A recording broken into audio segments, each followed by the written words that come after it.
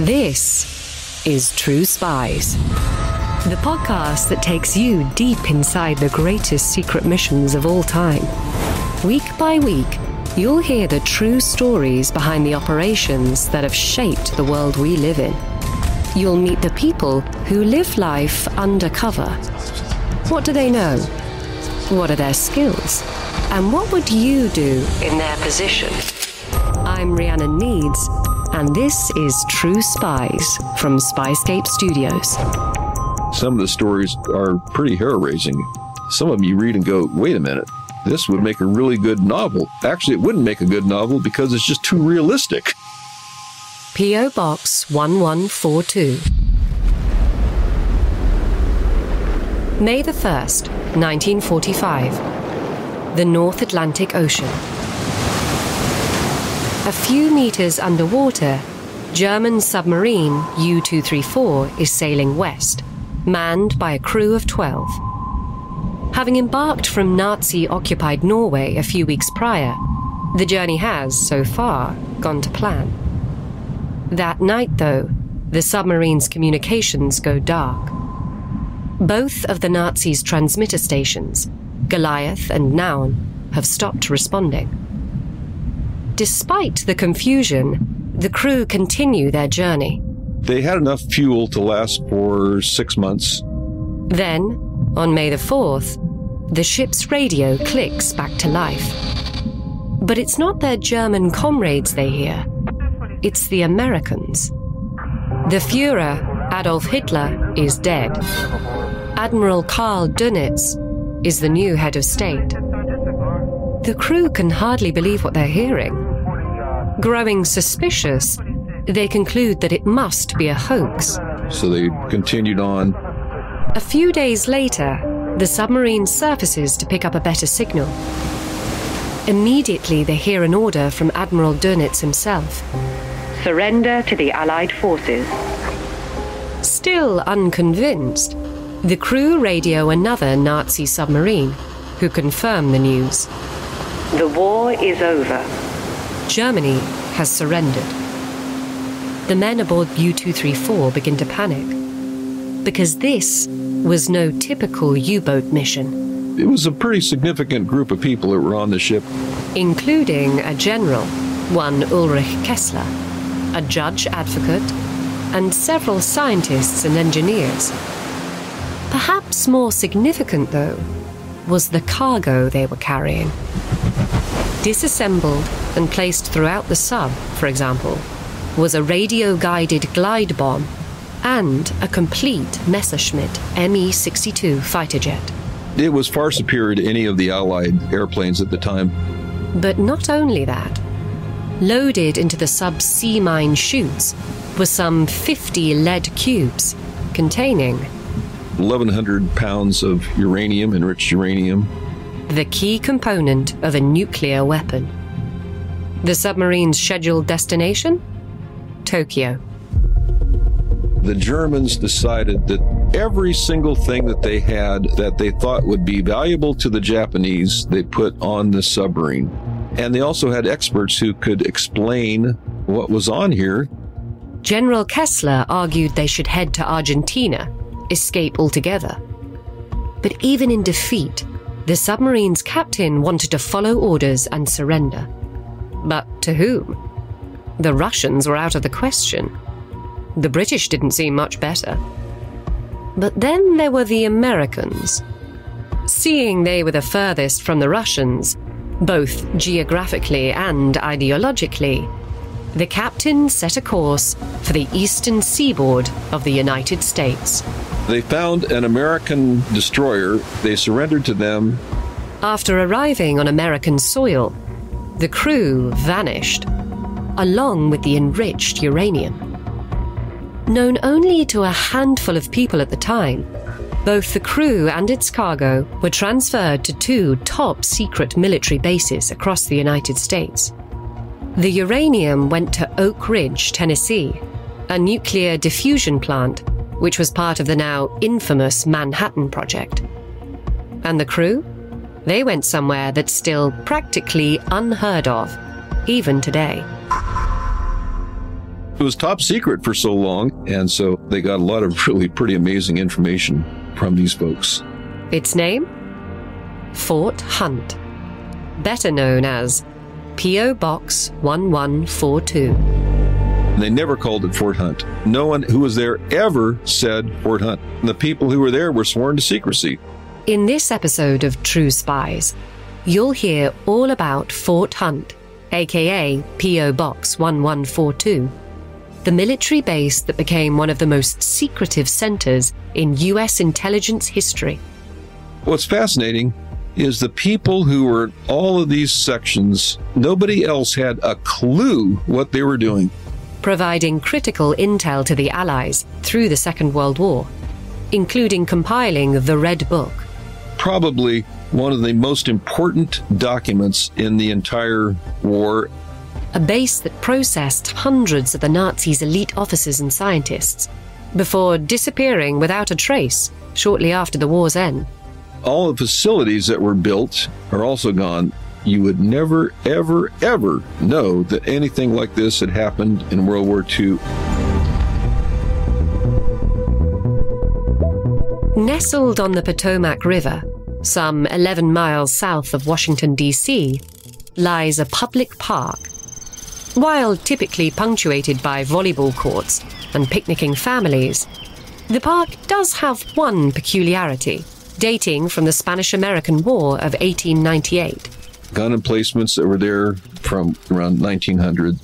Once part of George Washington's estate, the park has long since been owned by the National Park Service. It was obsolete, and so it sat there without a whole lot of things going on from most of the 20th century. This is Robert Sutton, the National Park Service's chief historian for many years. While there was little else of note to see at the park, tours of the derelict gun batteries were still in demand. But by the 2000s, Robert's colleagues were beginning to hear rumors that this park, Fort Hunt, had a far richer history than anyone knew of. Something to do with World War II. So the park would have tours of the fort, and they get toward the end and they'd say, we're beginning to piece together some information about what happened here during World War II. And we would really like to find someone who was here during that time, the tour guides would add. For years, no one had anything to say. But then, in 2005... one of these tours, this couple said, you know what, we had a neighbor who was here, and we think he might be able to talk to him. One of the park rangers tracks down the man, one Fred Michel, now living in Kentucky. Now, it took a while before he could arrange it, and he knew the reason was because every single person who was stationed at Fort Hunt was sworn to secrecy. They were told that they were going to take the story of what happened there to the grave. By the 2000s, however, much of U.S. intelligence's wartime activities had technically been declassified, albeit, unsurprisingly, with little publicity. Hidden away in the vast expanses of the National Archives, the intelligence was almost impenetrable in scale and density. Using Fred Michel's name, though, a National Park Ranger finds his file. Presenting it to him, Fred agrees to talk. At the end of his oral history interview, they said, well, do you know anybody else who might be useful? Oh, yes, he replies. Here are a few other guys I worked with at Fort Hunt. So they started tracking down people, and by the end, the Park Service was able to interview about 65 of the people who were stationed at Fort Hunt. As it turned out, the rumors were true. Fort Hunt was much more than a derelict gun battery. It just turned out to be an absolutely amazing story.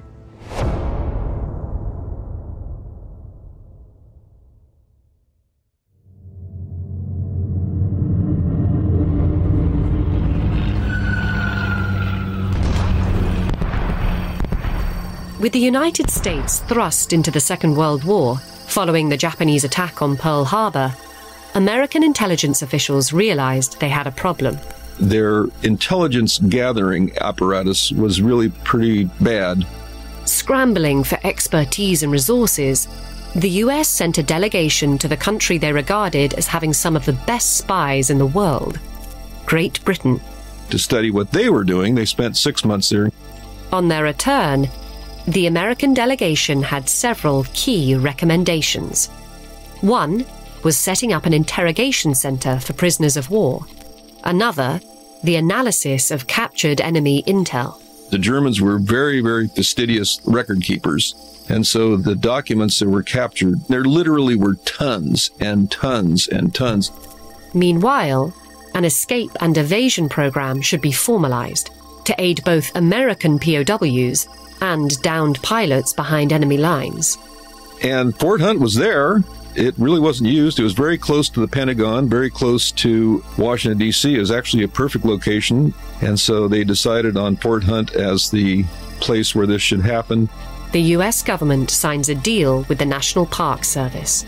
They could use the site under a cooperative agreement for the duration of World War II plus 1 year.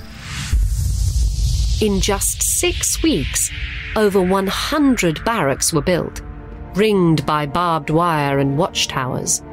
Passers-by knew nothing about the site, which offered no clues to its name nor function. Even those stationed there rarely knew its actual name. It was always called Post Office Box 1142 for where the mail was delivered in Alexandria.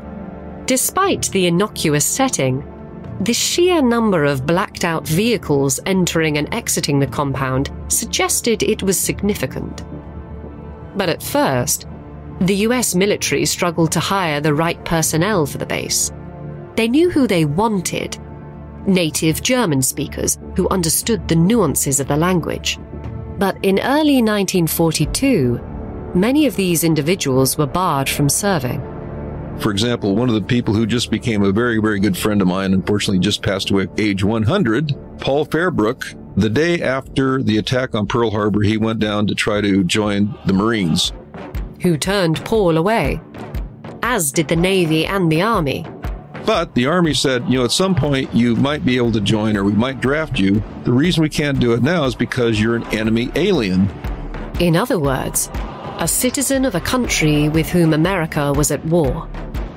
Native German speakers were usually exactly that, Germans. But soon, that designation ceased to apply. Eventually, the military said, look, Germany has decided that these people are no longer citizens. And so that was the opening that allowed them to become U.S. citizens and to join the Army. The likes of Paul Fairbrook, a German immigrant to America in the 1930s, was seemingly perfect for Fort Hunt. Not only did they understand the language, they understood a lot of the nuances of the language and the culture. Before they were stationed there, though, they needed to get through training. Many of them went through Camp Ritchie. And their instinct bore fruit. It turned out master interrogators like Guy Stern, the hero of our true spy story, The Ritchie Boys. Be sure to listen back to that if you'd like to know more. Unsurprisingly, captured Nazi officers were often arrogant and uncooperative, especially to younger soldiers, many of whom would go on to make up the personnel at Fort Hunt.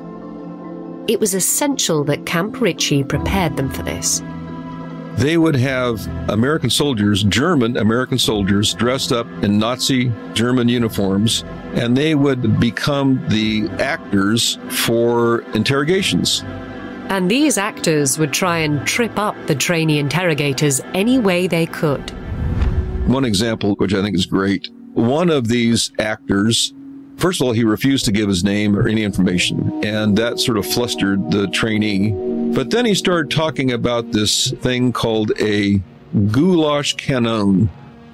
To those clued up on their German military lingo, this was a common idiom for field kitchen. But to those without such knowledge, this sounded like nothing more than a beef stew gun, i.e., nonsense. Well, as the interrogation went on, it got further and further into this goulash canon. Goulash is running down the mountain, everything. Fed up, the trainee interrogator snapped. Ignoring protocol, he began shouting at the mock German captive. The interrogation fell to pieces. They would do things like that to try to frustrate the trainees, and some of them actually couldn't deal with it. Nearly 50% of trainees washed out, never even made it to Fort Hunt. Those who did were the elite. What's more, most of them were Jewish. Had escaped from Germany or Austria. And before long, these Jewish refugees had graduated from Camp Ritchie and were interrogating Nazi officers at Fort Hunt. By early 1942, German U-boats were hunting along America's eastern seaboard, even sinking Allied vessels within sight of land. The Americans, in turn, destroyed or captured a few U-boats themselves, the surviving sailors creating a steady stream of German POWs to the US mainland, POWs that needed to be processed and debriefed, including one Captain Henke. One of the most decorated U-boat captains there was. He had sunk like 20-some ships, and I don't remember how many tons of stuff.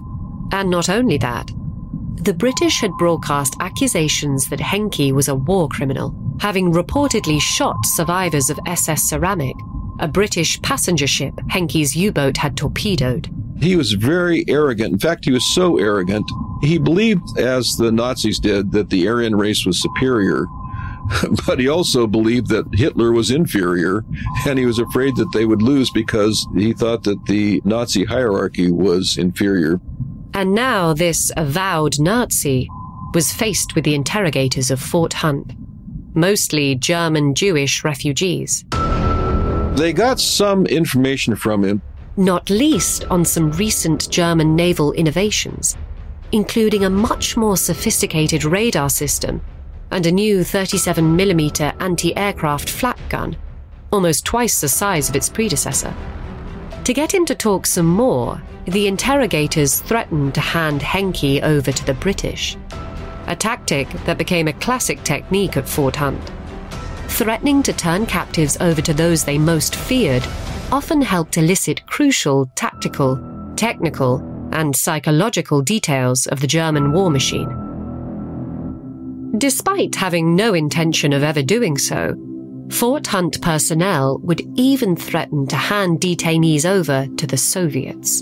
And that worked very well. But in Henke's case, the technique soon backfired. He was afraid that if he was turned over to the British, he would be considered a war criminal and would be hanged. And he actually essentially committed suicide by, in mid-daylight, going out and scaling one of the fences, and he was shot by one of the guards. Henke was an outlier, though. The only recorded death of an inmate at Fort Hunt throughout its history. While the treatment of captives could involve threats, that was usually a last resort. The interrogators soon found that a softer approach was far more effective. It was not a retreat, but their rooms were relatively comfortable. They generally had free reign of the area. They had different activities. They could play ping pong, they could play pool, they could go swimming. They could even play horseshoe, a game where horseshoes are thrown toward a pole some 40 feet away. That kind of surprised me, because if you've seen horseshoes, they're big, heavy iron things, and I would be nervous if I gave a German a horseshoe and said, "Here, throw this." And if a captive offered up especially good intelligence, they were rewarded even further. They might take them into a fancy steak dinner in town, or a movie. Or, in the case of one general, a high-end Washington, D.C. brothel. During that excursion, though, his handler was met with an unwelcome sight. It was raided by the local police. Knowing that a Nazi general was currently in the building on his accord, the Fort Hunt officer's heart skipped. This is going to be a real mess. But while clearing the rooms, the police are met with an even bigger problem. It turned out there were also a lot of senators and congressmen there. Seeing the potential fallout they could cause, the police simply walked out. They realized it would be a bigger mess. In fact, the subject of brothels became a significant source of intelligence on the men held at Fort Hunt. The Germans had an official brothel program. With the establishments numbered and licensed, German soldiers were even handed brothel cards. So, for example, there might be brothel number 5, and they would have different women there. So if a soldier or a sailor went there, he had to keep a card with where he went and who he was with. Learning of this, the intelligence personnel at Fort Hunt spotted an opportunity. First of all, if they were interrogating somebody and they said, "Oh, I see that you saw Marie at brothel number 4. How was that?" And they go, "Well, if these guys already know that, they probably know everything, so I might as well just tell them everything I know." And it often worked for another reason. If a soldier was married or was afraid his mother would find out, he didn't want anybody to know that. So that could be a tool that they could use to try to get information because they already felt guilty. In one instance, this guilt elicited critical intelligence from a German officer. Getting drunk one night, the soldier could hide his remorse no more. Relenting, he told his captors everything they wanted to know, including exactly where the 10th Panzer Division had been and, to his knowledge, where it was going to be. Cabling the information to forward units in Europe, the Allies bombed the division almost completely out of the war. Fort Hunt's interrogators honed several other techniques to get their captives to talk. One saw them wear a similar rank to the Nazi officer being questioned, a tactic learned from the British. The British learned that when you're interrogating prisoners, you have a lot more success if the interrogator is either at or like one rank below the person you're interrogating. And so they used that at Fort Hunt. So many of the soldiers who were there were young. You know, they were like private first class or something, or maybe a sergeant. But when they were interrogating a major, they would put the major badges on. Another tactic involved recruiting informers, or stool pigeons, among the detainees. One example was a fellow by the name of Count Maximilian Korath. An Austrian aristocrat, Count Korath's father had been imprisoned by the Nazis following the Anschluss. That he didn't like Hitler, he didn't like what was going on. He came to them and said that he'd be interested in doing what he could to help. And as the second in command on a German U-boat, Korath had the bona fides necessary to get his comrades to talk. And so he roomed with a number of German U-boat prisoners, and he was very, very effective in getting information out of them, including on the Nazis' new T-5 acoustic torpedo. The prisoner got really excited, his voice went up, and he just started describing it in great detail. The torpedo honed in on the sound of propellers, rendering even inaccurate launches a danger to its targets. All of this was gold to the Allies, knowing what military innovations the Germans were bringing to the battlefield and how they could potentially foil them. In some cases, though, captives refused to play ball, flatly denying knowledge of just about anything. Unbeknownst to them, however, the men at Fort Hunt had a backup plan. They would have hidden microphones to eavesdrop on conversations of these German prisoners, which proved particularly useful when uncooperative detainees returned from interrogations. For example, one German pilot, he said, he's just a regular pilot, no big deal. When he got back to his room, however, told his roommate, he says, I told him I'm just a pilot. Actually, I'm a very high-ranking pilot. But now I have to make sure that they think that I'm a low-ranking pilot. And not only that. He said I lied about where this particular manufacturing plant was. I said I didn't know where it was. I knew exactly where it was. I said there were 10,000 people that worked there. Actually, there were 20,000 people. In line with the secrecy surrounding Fort Hunt, the eavesdropping unit was stationed in its own building, codenamed the Honeysuckle. Usually there were 12 soldiers listening in on conversations. There was something significant, they would make a transcript of the conversation. Occasionally, though, the Allies didn't need to do anything to glean important information. Sometimes it came to them.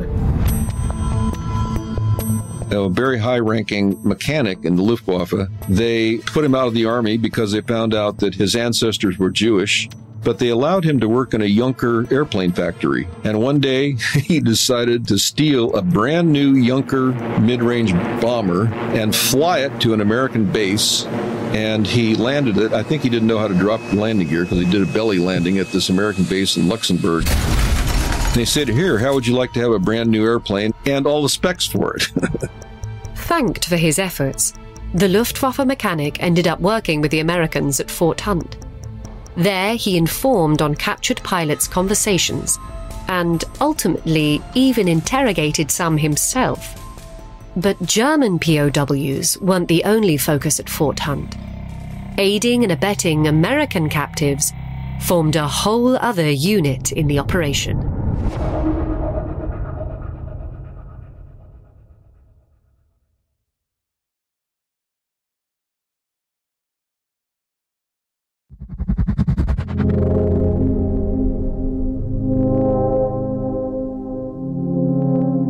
By early 1944, American airman Lawrence Dennis had been a POW at Stalag Luft 17B in Austria for several months, his B-17 bomber having been shot down over Norway. Arriving at the camp, Dennis was shocked by how reasonably he and his fellow airmen were treated. One thing that Goering did that actually was positive, I hate to say it, but he convinced Hitler that prison camps for American flyers or Allied flyers, they should treat them much better than other prison camps. And the reason was that he said if they know that we're treating them well, probably they will treat our pilots well also. And this fairer treatment even extended to allowing POWs to receive mail. One day, Dennis received a letter from an old school friend, one Irma Watkins. Reading the letter, it seemingly contained nothing of note, which is why it got through the camp's screening process in the first place. What the Germans didn't know, though, was that among the Allied POWs throughout the Stalag Luft camps, a huge cryptography program was underway, all coordinated thousands of miles away at Fort Hunt.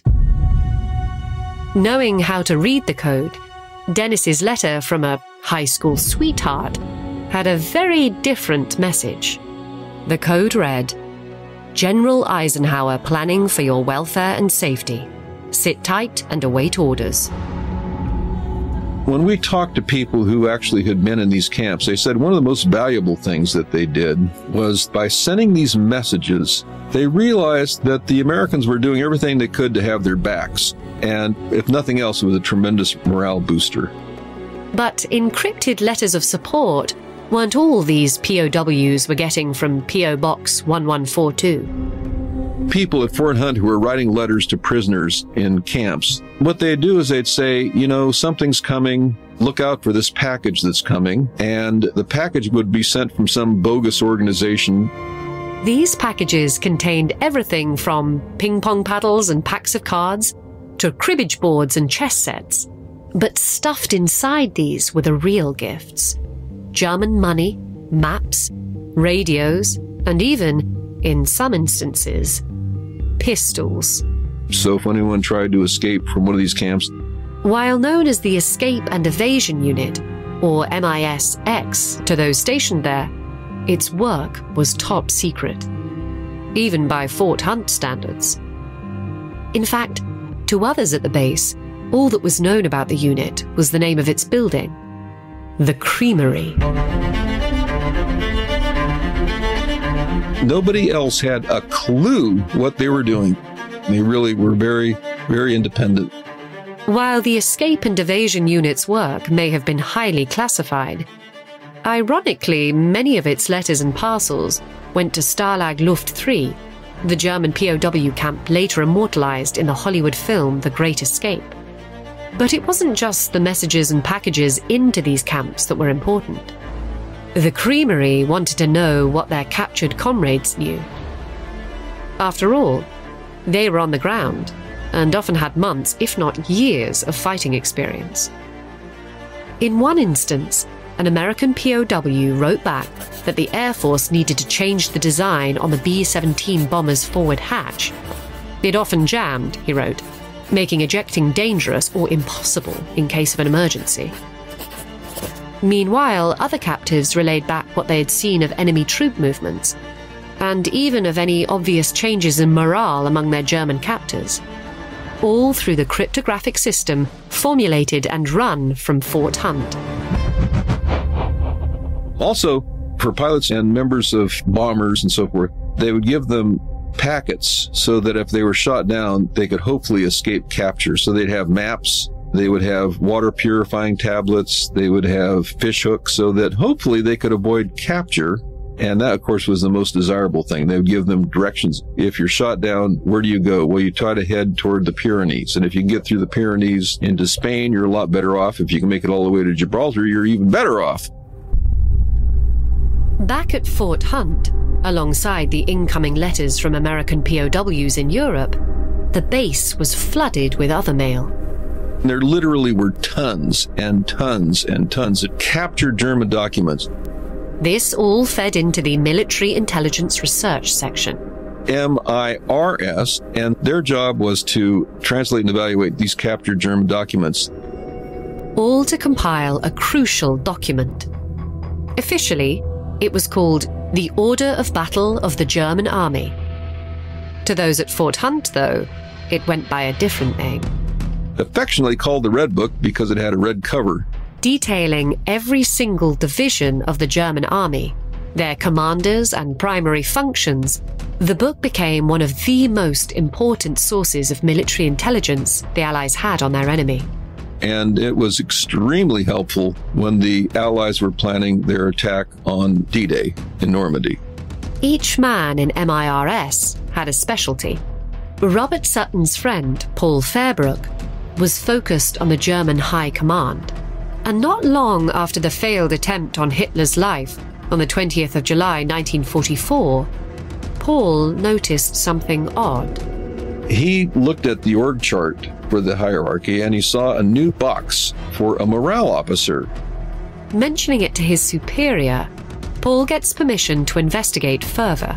One thing that was wonderful, I think, about that program and other programs is the people were so motivated that they required almost no supervision at all. Tracking down more intel, Paul comes to a striking conclusion. This morale officer was really anything but, instead ensuring the loyalty of everyone around the Führer. One of Hitler's main concerns, and he thought actually his main concern, was his safety. And he thought that was at least as significant, if not more significant, than fighting the war after the assassination attempt. In other words, the German High Command was devolving into a paranoid fight for survival, instead of commanding its forces properly in the field. One very significant piece of news.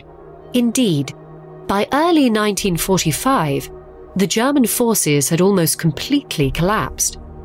But even after VE Day on May the 8th, many of the personnel at Fort Hunt weren't finished. With hundreds of thousands of Nazi soldiers to process, the interrogating expertise of these men was invaluable. Some of the men actually went to Europe, including Major Paul Kubala, who ended up debriefing perhaps the most significant Nazi to fall into Allied hands. He actually became the handler early on and the first interrogator of Goering, and he actually wrote several reports about Goering. Several Fort Hunt personnel even went to Nuremberg, working as translators for the likes of Goering, chief of the Luftwaffe High Command and Hitler's longtime number 2.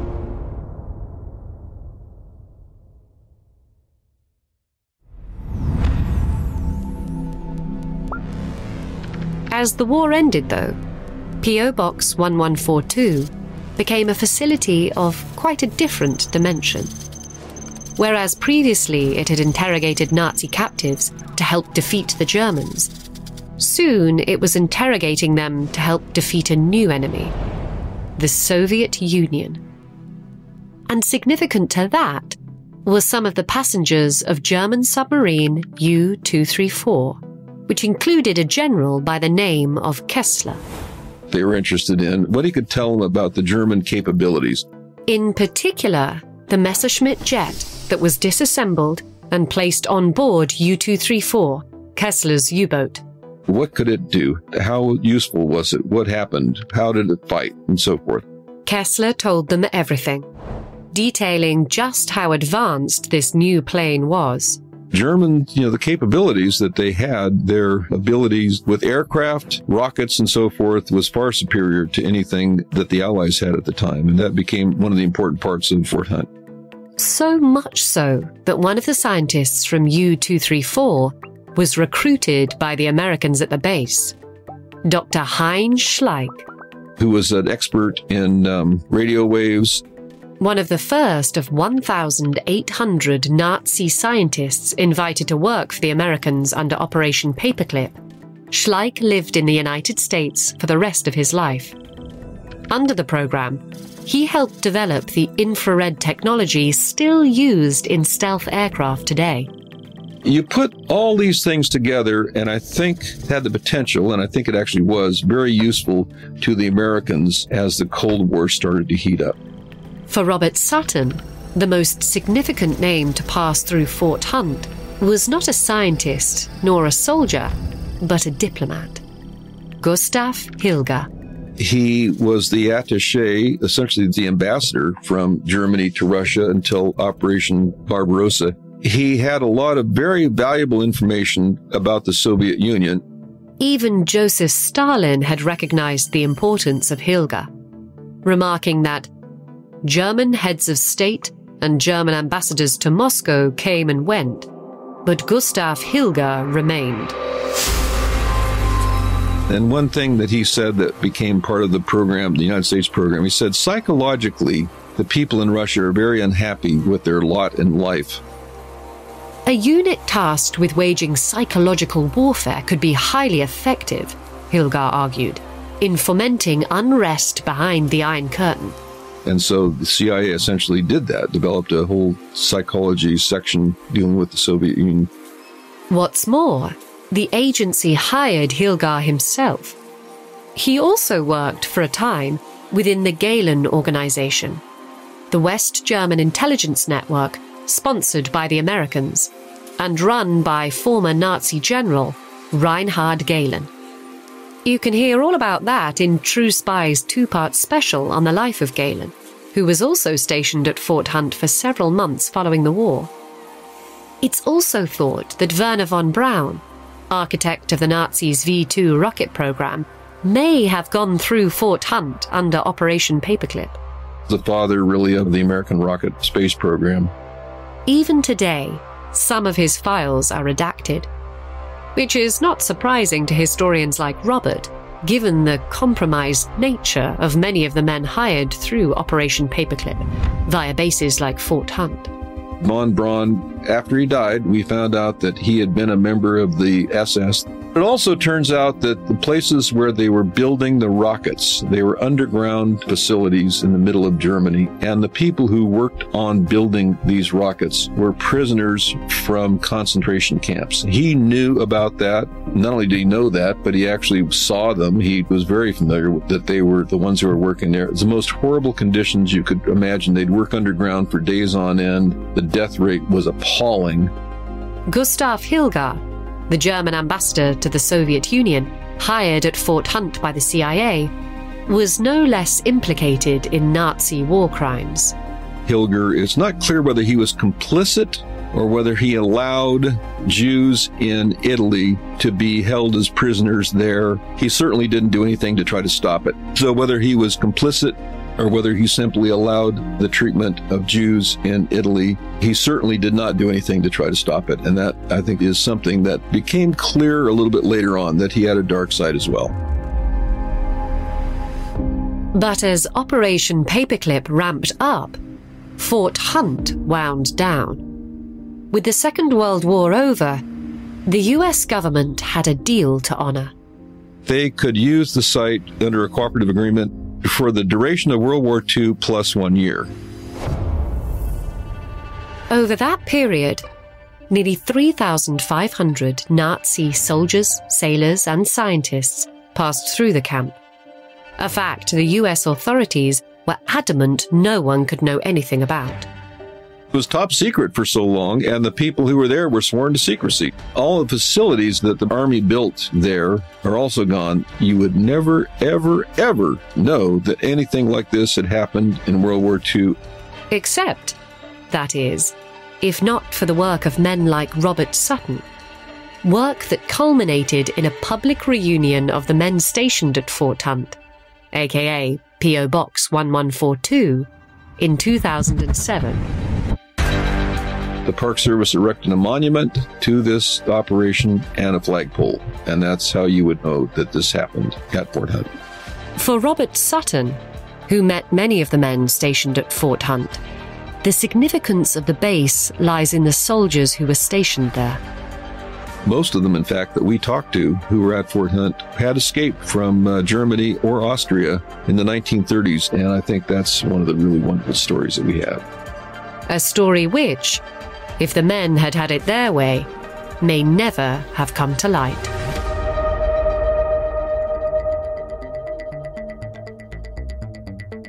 I'm Rhiannon Needs. Join me next time on True Spies for the story of military secrets and martial espionage, all flowing out of Silicon Valley.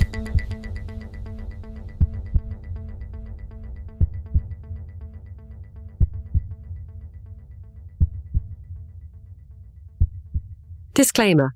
The views expressed in this podcast are those of the subject. These stories are told from their perspective, and their authenticity should be assessed on a case-by-case basis. If you're enjoying this podcast, please click now to give it a 5-star rating or leave a review. Ratings and reviews help people discover the podcast and help us bring you more great stories. And if you have some time, why not forward the podcast to a friend?